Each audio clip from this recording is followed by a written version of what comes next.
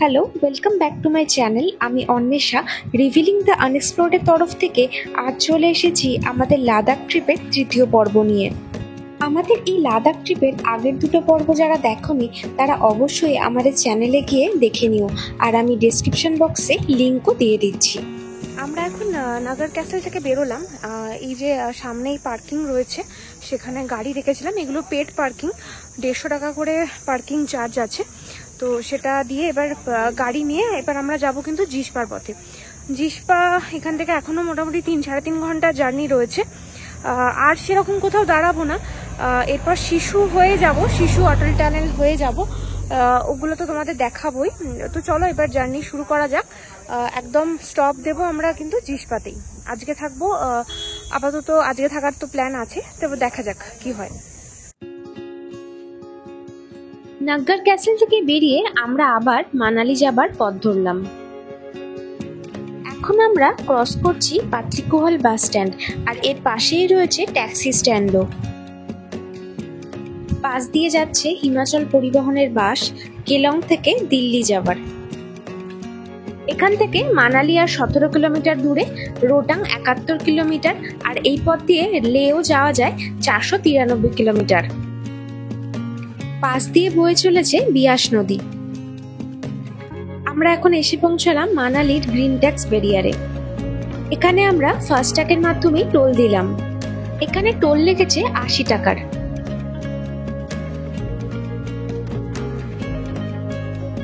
দু 2023 ও 2024 সালের ভয়াবহ প্রাকৃতিক দুর্যোগের কারণে কুলু, মানালি এবং মান্ডির বেশ অনেকখানি জায়গার অবর্ণনীয় ক্ষতি হয়েছিল। এখন এখানকার জনজীবন মোটামুটি স্বাভাবিক হলেও এই জায়গাগুলো কিন্তু এখনো তার ক্ষতচিহ্ন বহন করে চলেছে।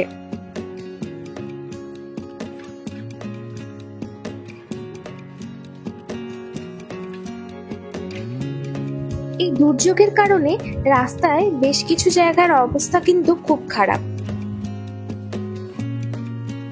এই সামনের রাস্তার অবস্থাও কিন্তু খুব খারাপ, একেবারে সিঙ্গেল লেন হয়ে গেছে, একটা মাত্র গাড়ি যাওয়ার জায়গা রয়েছে এখানে। চারপাশে এখনো পাথর পড়ে রয়েছে, একেবারে জলের স্রোতে রাস্তার বেশিরভাগ অংশটাই কিন্তু চলে গেছে। আবার নতুন করে রাস্তা তৈরির কাজও চলছে সাথে সাথে। তবে এখানে নদীর সেরকম স্রোত নেই, সেরকম বলতে গেলে জল দেখাই যাচ্ছে না, পাথরই বেশি দেখা যাচ্ছে। আমাদের এই নিয়ে বেশ কয়েকবার মানালি আসা হয়ে গেল, কিন্তু কোনোবারই সেভাবে মানালিতে থেকে মানালি সাইট সিইং করা হয়ে ওঠে না, কারণ প্রত্যেকবারই এরকমই আমাদের কোথাও একটা যাওয়ার তাড়া থাকে। যেমন আজকে আমাদের জিসপা পৌঁছতেই হবে, তাই কোনোভাবেই মানালিতে থেকে সময় কাটানো আর হয়ে ওঠে না। আর এখন ক্রস করছি মানালির প্রাইভেট বাস স্ট্যান্ড, আর এর একদম পাশেই রয়েছে ভলভো বাস স্ট্যান্ডও।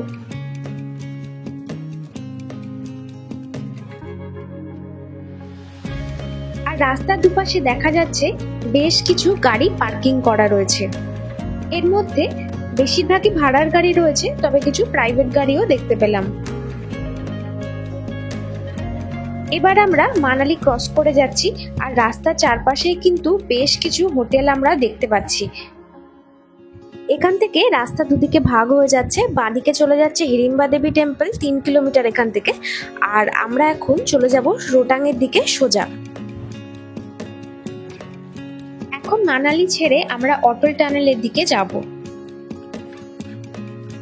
আর একটা ট্যাক্সি স্ট্যান্ড পেরোচ্ছি। অটল টানেল এই রাস্তাতেই 24 কিলোমিটার, আর লে 426 কিলোমিটার দূরে।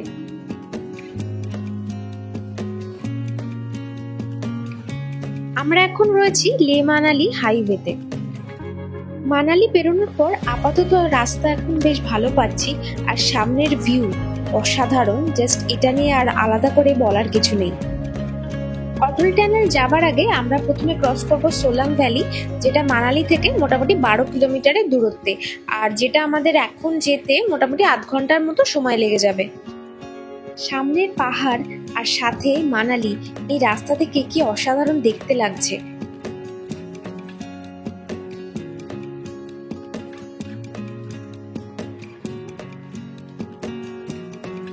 এই রাস্তায় এইরকম অসাধারণ দৃশ্য দেখে আমরা মাঝে মাঝেই গাড়ি থামিয়ে দাঁড়িয়ে পড়ছি। আর একটা কথা বলে রাখি, এই মানালি থেকে সোলাং ভ্যালি যাওয়ার পথে কিন্তু বেশ কিছু জায়গায় তোমরা জিপলাইন পয়েন্ট দেখতে পাবে। এছাড়াও কিন্তু আরো অনেক কিছু অ্যাক্টিভিটিস হয় এখানে, সেগুলোরও পয়েন্ট কিন্তু এই রাস্তার মধ্যেই পড়ে। আর বাইক রেন্টালের যে ব্যাপার থাকে সেটাও কিন্তু তোমরা এই রাস্তাতেই পেয়ে যাবে। সোলাং ভ্যালি আর 5 কিলোমিটার, অটল টানেল এখনো 17 কিলোমিটার দূরে। এখানেও রাস্তার অবস্থা খুব খারাপ। বাঁদিকে দেখো যে ব্রিজটা দেখা যাচ্ছে, এই ব্রিজের তলায় কিন্তু প্রচুর বোল্ডার পড়ে রয়েছে, তার মানে এখানেও কিন্তু নদী বেশ ক্ষয়ক্ষতি করে গেছে। এখন আমরা ক্রস করছি পালচান বলে একটা জায়গা। এটাই হলো সোলাং ভ্যালি ব্রিজ। 2024 সালের আগস্ট মাসে যে ক্লাউড বাস্ট হয়েছিল মানালিতে, ঠিক এই পয়েন্টেই কিন্তু হয়েছিল, এবং এই ব্রিজটাই হচ্ছে সেই জায়গা যেখানে প্রচন্ড ক্ষয়ক্ষতি হয়েছিল এবং পুরো ব্রিজের ওপরেই সমস্ত বোল্ডার, পাথর সবকিছু চলে এসেছিল। এই ঘটনার প্রায় একদিনের মাথায় বর্ডার রোডস অর্গানাইজেশন অর্থাৎ বিআরওর তৎপরতায় এই রাস্তা একেবারে চলাচলযোগ্য হয়ে ওঠে। আর এই যে সমস্ত রকম ঝুঁকি নিয়ে তারা এই রকম কঠিন কাজ প্রতিনিয়ত যে করে চলেছেন, তার জন্য অবশ্যই তাদের একটা সাধুবাদ জানাতেই হয়। সোলাং ভ্যালি থেকে আর 2 কিলোমিটার মতো দূরে রয়েছি।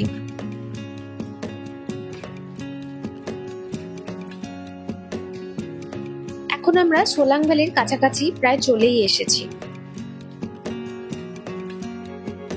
এই সোলাং ভ্যালি প্রায় 8400 ফিট উচ্চতায় অবস্থিত। এই সোলাং ভ্যালিতেও কিন্তু বেশ কিছু হোটেলের অপশন আছে আর বেশ কিছু অ্যাডভেঞ্চার স্পোর্টসেরও ব্যবস্থা রয়েছে। আমরা এখন আর সোলাং ভ্যালিতে দাঁড়াচ্ছি না, এখান থেকে একেবারে অটল টানেলের দিকে চলে যাচ্ছি। এই সোলাং ভ্যালিতেও কিন্তু তুষারপাত হয়। যদি তোমরা তুষারপাত দেখতে চাও তাহলে নভেম্বর থেকে ফেব্রুয়ারি মাসের মধ্যে আসলে এখানে অবশ্যই তুষারপাত তোমরা দেখতে পাবে। আর এই ভ্যালির পর থেকে অটল টানেল অব্দি রাস্তায় জায়গায় জায়গায় কিন্তু এইরকম রাস্তার ওপরে স্নো প্রোটেকশন দেওয়া রয়েছে, যাতে তুষারপাতের কারণে রাস্তা কোনোভাবেই বন্ধ না হয়ে যায়।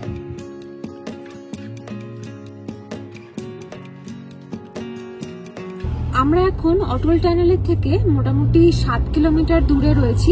এখান থেকেই কিন্তু জ্যাম শুরু হয়েছে, গাড়ি একদমই স্লো যাচ্ছে।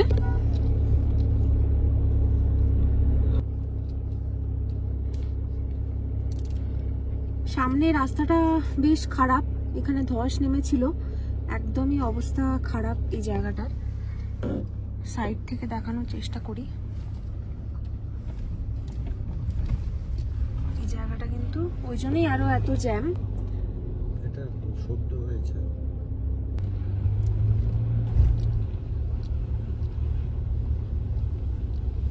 রাস্তা ঠিক করার কাজ চলছে, যেমন কাদা তেমন খারাপ অবস্থা রাস্তার।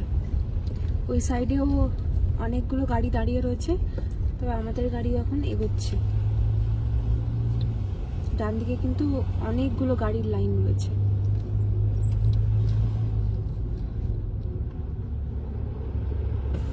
ঝর্ণা দেখা যাচ্ছে ডান দিকে, সরু হয়ে পড়ছে, আর সামনে পাহাড়ে বরফ রয়েছে, দেখতে দারুণ লাগছে।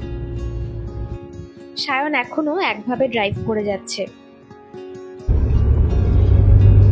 এটা হচ্ছে স্নো প্রোটেকশন।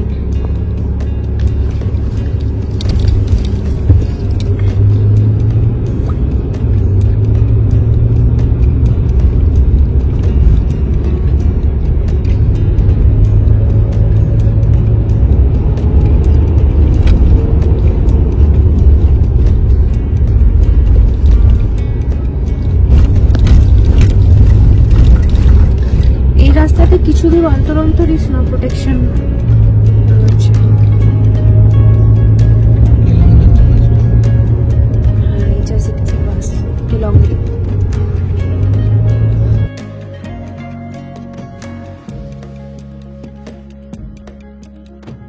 এখানে রাস্তার অবস্থা যেমন খারাপ তেমনই সরু পথ, কোনো রকমে একটা গাড়ি যাওয়ারই জায়গা রয়েছে। অটল টানেল আর 5 কিলোমিটার। আর দূরে যে পাহাড়ের রেঞ্জটা আমরা দেখতে পাচ্ছি এটাই হলো পীরপাঞ্জাল রেঞ্জ।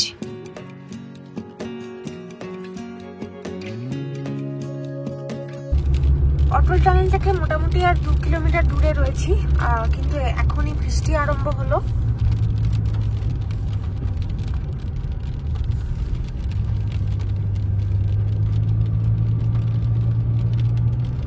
আর অটল টানেলের দিকে যতটা এগোচ্ছি তত কিন্তু অল্টিটিউড বেড়ে যাচ্ছে, আর এখানে কিন্তু টাওয়ার নেই ফোনে, সাথে টেম্পারেচারও ক্রমশ কমতে শুরু করেছে।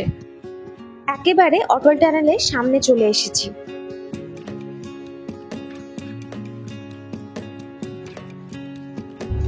আমরা চলে এসেছি অটল টানেলের সামনে। 10,040 ফুট অল্টিটিউডে রয়েছি এখন। বেশ ভালোই ঠান্ডা রয়েছে। এখানে চেকিং হবে, তারপর বেরিয়ে যাব। না, চেকিং হলো না এবারে একেবারেই ডাইরেক্ট ঢুকে যাচ্ছি। এর আগে আমরা যতবার এসেছি অটল টানেলে চেকিং হতো, এবারে হলো না। যাই হোক, এবারে ঢুকছি অটল টানেলে। আর বাইরের ভিউটাও দারুণ ছিল, পাহাড় দেখা যাচ্ছে অল্প বরফে ঢাকা। আর এই ঢুকছি অটল টানেলের মধ্যে। এখানে স্পিড লিমিট হচ্ছে 40 কিলোমিটার। হ্যাঁ, 40 কিলোমিটার স্পিড লিমিট এখানে।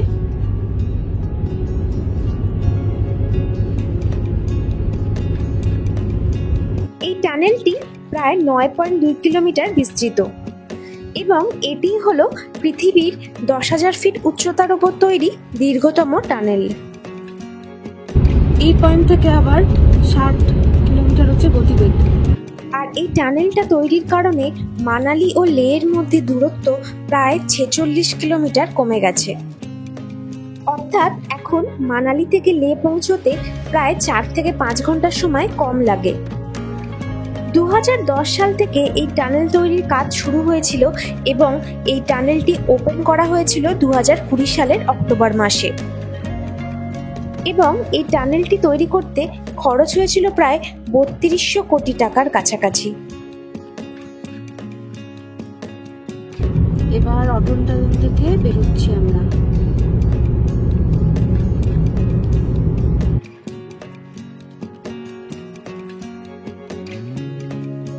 আর এই টানেলটির নামকরণ করা হয় প্রাক্তন প্রধানমন্ত্রী অটল বিহারী বাজপেয়ীর নামে।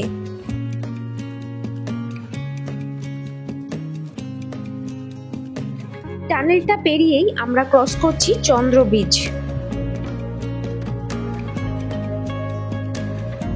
ব্রিজটা পেরিয়েই রাস্তা দুদিকে ভাগ হয়ে যাচ্ছে। আমরা এখন যাব বাঁদিকের রাস্তায়। লেহের এখান থেকে 396 কিলোমিটার বাঁদিকে, কার্গিলও কিন্তু সেম পথে। আর ডান দিকে চলে যাচ্ছে রোটাং পাস 27 কিলোমিটার এখান থেকে। আর কাজা বা স্পিতি যেতে গেলেও কিন্তু এই রাস্তায় ডান দিকে যেতে হবে 144 কিলোমিটার এখান থেকে স্পিতি। অটল টানেল তৈরির আগে কিন্তু লেহ যাওয়ার জন্য রোটাং পাস হয়েই যেতে হতো। আর রোটাং পাসে তীব্র তুষারপাতের কারণে বছরে প্রায় 6 মাসের কাছাকাছি বন্ধ থাকতো এবং সেই সময় লেহ লাহোল স্পিতি পুরোপুরি বিচ্ছিন্ন হয়ে যেত বাকি জায়গাগুলির থেকে। আর এখন এই টানেলটি হয়ে যাওয়ার কারণে সারা বছরই রাস্তা খোলা থাকে এবং লেহ অবধি যাতায়াত করা যায়।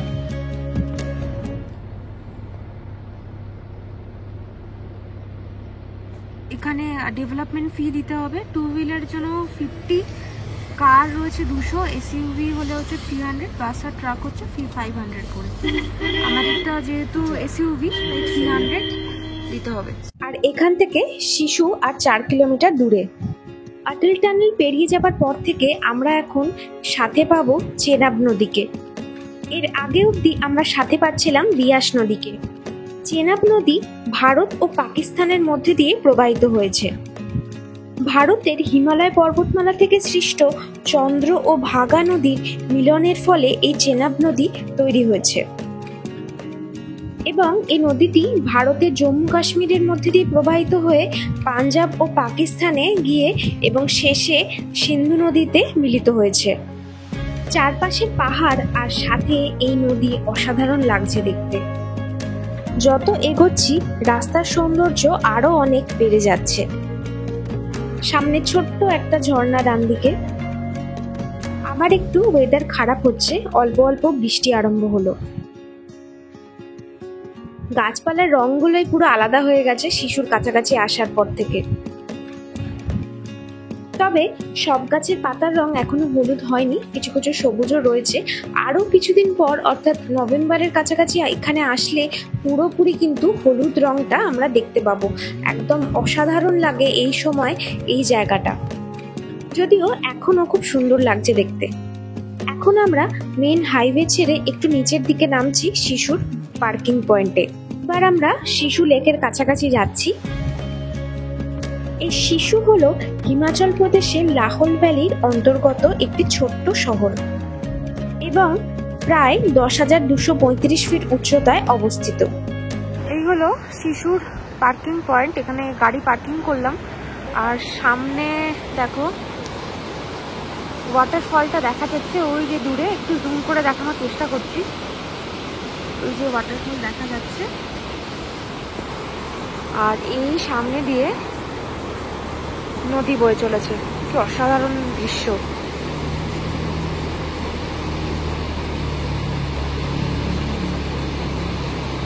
আমরা এখন প্রায় 9,800 ফিট উচ্চতা রয়েছি, আর বেশ ভালোই ঠান্ডা লাগছে।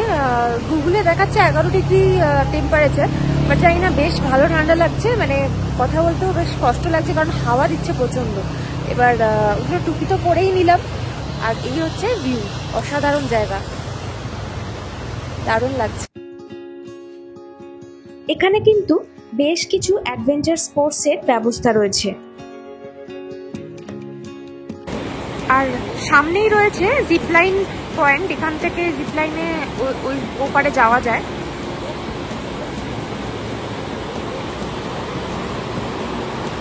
এখানে আরো বেশ কিছু অ্যাক্টিভিটিস রয়েছে যেগুলো তোমরা আসলে করতেই পারো। জলে কিন্তু বেশ ভালোই স্রোত রয়েছে। আর এই যে দেখো, দেখতে দেখতে একজন যাচ্ছে ওপারে।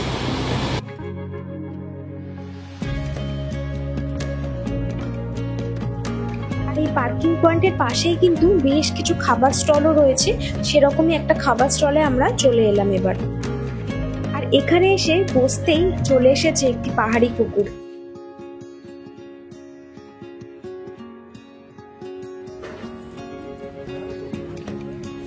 ম্যাগি চলে এসছে আমাদের, খাওয়া শুরু করে দিয়েছি।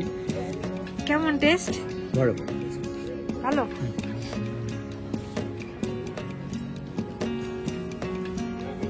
আপাতত এই ম্যাগি দিয়ে আমরা লাঞ্চ সারলাম, আর আবার বেরিয়ে পড়লাম জিসপার পথে। আবার লে মানালি হাইওয়ে ধরলাম, আর বাঁদিকে দেখো দেখা যাচ্ছে শিশু লেক।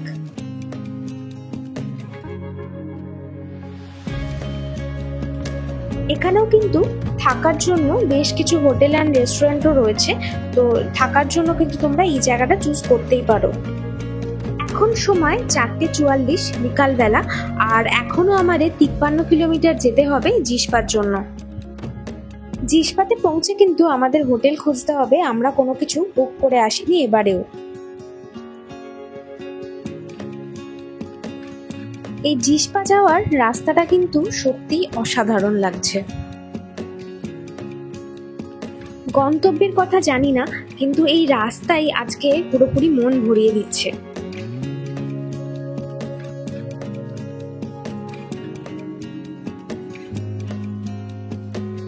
আমরা এখন এসে পৌঁছলাম তানবির কাছাকাছি।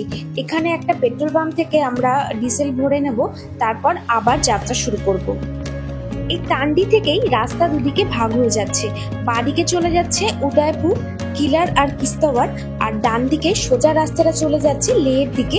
আমরা এখন যাব কেলং এর দিকে। কেলং এখান থেকে আর 9 কিলোমিটার, আর অল্প কিছু কিলোমিটারের দূরত্বেই রয়েছে জিসপা। আমরা এই NH3 বা লে মানালি হাইওয়েতেই থাকবো পুরো রাস্তাটা। এই যে ওপরের বাঁদিকের রাস্তাটা চলে যাচ্ছে কিলার কিস্তওয়াড়ের দিকে, আর আমরা নিচের রাস্তাটা অর্থাৎ NH3 ধরছি লের দিকে।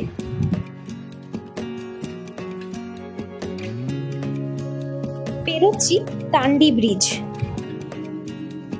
আর আর এই তান্ডি থেকেই আমরা কিন্তু এবার চেনাব নদীকে ছেড়ে ভাগা নদীকে পুরো পথটায় পাশে পাবো।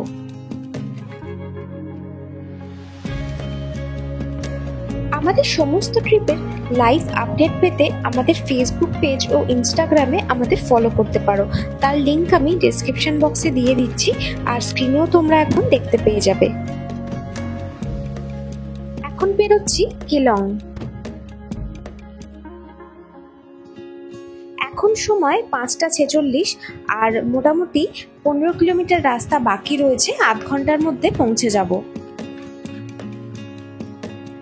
সূর্যাস্তের পর এই পাহাড়ের সাথে মেঘকে কি অসাধারণ দেখতে লাগছে। আমাদের ভিডিওগুলো ভালো লাগলে অবশ্যই একটা লাইক, কমেন্ট আর শেয়ার করে দিও নিজেদের প্রিয়জনদের সাথে, আর সাবস্ক্রাইব কিন্তু করতে ভুলো না। এবার আস্তে আস্তে অন্ধকার নেমে আসছে। আমরা জিসপায় এসে পৌঁছে গেছি, এবার আমাদের হোটেল খুঁজতে হবে। তো আমরা এখন জিসপাতে এসে পৌঁছে গেছি, আমরা হোটেলেও ঢুকে গেছি। চলো তোমাদের রুমটা একটু দেখিয়ে দিই। এই হলো আমাদের রুম, এটা ডাবল বেডেড। পাশে একটা টেবিল দেওয়া রয়েছে, এখানে বড় জানলা, একটা মিরর দেওয়া রয়েছে। এই যে এখানে একটা মিরর রয়েছে, আলমারি, এখানে ব্ল্যাঙ্কেট সবকিছুই রয়েছে। এখানে বসার জন্য চেয়ার টেবিল দুটোই রয়েছে, বেশ সুন্দর, একদম ছিমছাম, বেশ সুন্দর। আর ওয়াশরুমটা দেখিয়ে দিই। আর এই হলো ওয়াশরুম। ওয়াশরুমটা কিন্তু সত্যি অনেক বড়, অনেক বড় ওয়াশরুম। বেসিন রয়েছে, গিজার, সবকিছু যা যা দরকারি জিনিস সবকিছুই কিন্তু রয়েছে। এই গেল আমাদের রুম। আর একটা আমরা 3 বেডেড রুম নিয়েছি, সেটা এবার তোমাদের একটু দেখিয়ে দিই।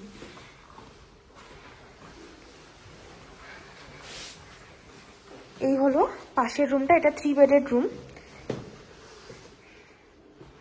এই যেখানে একটা বেড রয়েছে, এখানেও আর একটা বেড রয়েছে, চেয়ার টেবিল, এ দেখো এখানেও মিরর দেওয়া,